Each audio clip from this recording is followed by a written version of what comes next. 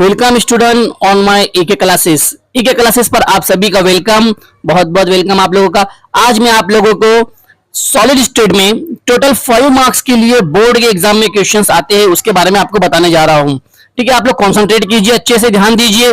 Board के exam में 2025 में भी पॉसिबल कौन कौन से क्वेश्चंस आ सकते हैं वो मैं आप लोगों के सामने बता रहा हूं।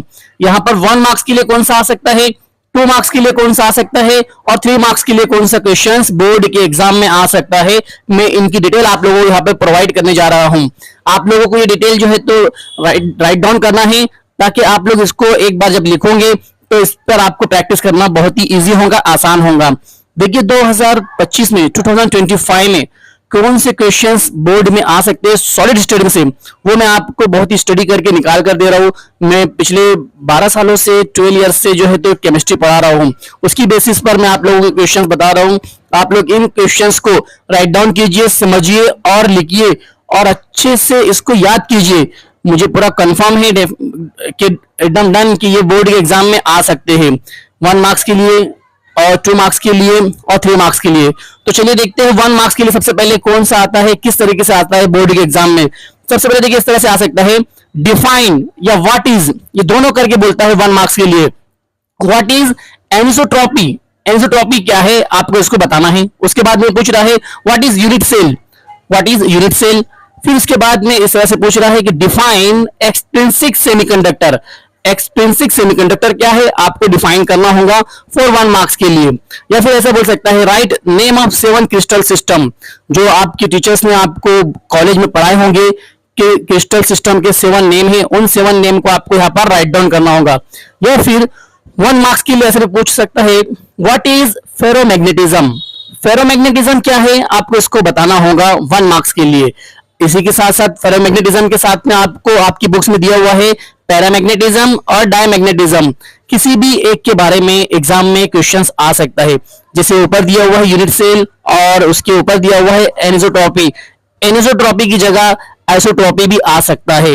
ऐसा जरूरी नहीं कि जो मैं बता रहा हूं, लेकिन कंफर्म है कि इन पांचों को बार बार बोर्ड के एग्जाम में रिपीट भी करता है। तो उसकी बेसिस पर ये चीज जो है तो मैं बोल रहा हूं आपको 1 मार्क्स के लिए बोर्ड के एग्जाम में ये आ सकता है।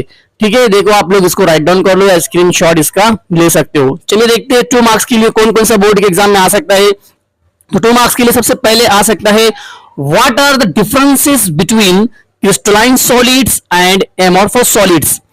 क्रिस्टलाइन सॉलिड्स में और एमॉर्फस सॉलिड्स में क्या डिफरेंट है, ये तो बहुत बार आता है बोर्ड के एग्जाम में 2 मार्क्स के लिए। इसके आपको जो है तो 4 पॉइंट्स क्रिस्टलाइन सॉलिड के, 4 पॉइंट एमॉर्फस सॉलिड्स के लिखना होते हैं। उसके बाद में अगर ये नहीं आएगा तो इस तरह से आ सकता है what are different between isomorphism and polymorphism. Isomorphism और पॉलीमॉर्फिज्म में क्या डिफरेंट है आपको एक्सप्लेन करना होगा। कॉलम बना के लिखोगे तो आपका बहुत अट्रैक्टिव लगता है पेपर। इसी के साथ साथ ऐसे भी आ सकता है what are intermolecular forces of attraction involved in molecular crystal. Molecular crystal में कौन कौन से intermolecular force of attraction involve होते हैं। इसी के साथ में अगर ये नहीं आएगा तो इस तरह से आ सकता है what are square close packing and hexagonal close packing in 1 dimensions. अगर ये ना आया तो पॉसिबल है कि what are consequences of Frenkel defect. ये मैं मेरी आइडियोलॉजी पर बता रहा हूं क्योंकि मैं कॉलेज में भी पढ़ाता हूं, कोचिंग क्लास में भी पढ़ा रहा हूं और अब आप लोगों के लिए ऑनलाइन क्लासेस भी स्टार्ट किया हूं। तो इसकी सारी बेसिस पर मैं बहुत सारी बुक्स और पेपर्स को फॉलो करते रहता हूं, देखते रहता हूं। तो उसकी बेसिस पर मैं आपको बता रहा हूं कि इनमें से कुछ ना कुछ एक आएगा 2 मार्क्स के लिए, इनमें से कोई भी एक क्वेश्चन 3 मार्क्स के लिए देखते हैं। देखिए स्टूडेंट्स 3 मार्क्स के लिए आपके सामने अवेलेबल है। 3 मार्क्स इस तरह से आता है। सबसे पहले derive relationship between molar mass, density of substance and unit cell edge length.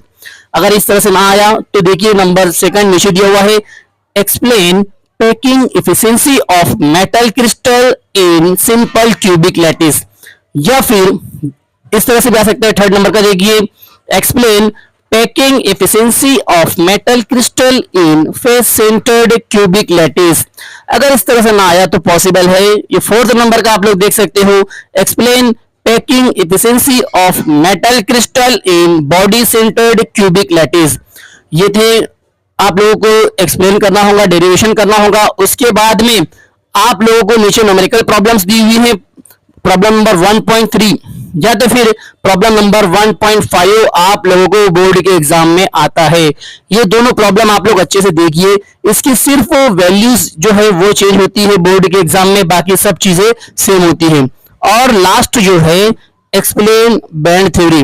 Band theory के जो कॉन्सेप्ट है उसको आपको एक्सप्लेन करना होगा अच्छे से। आई होप कि आपको समझ में आया होगा, और आप लोग ये सब समझने के लिए मेरे चैनल को देखते रहिए, और आप लोग मेरे चैनल पर इसको और अच्छे से देख सकते हैं।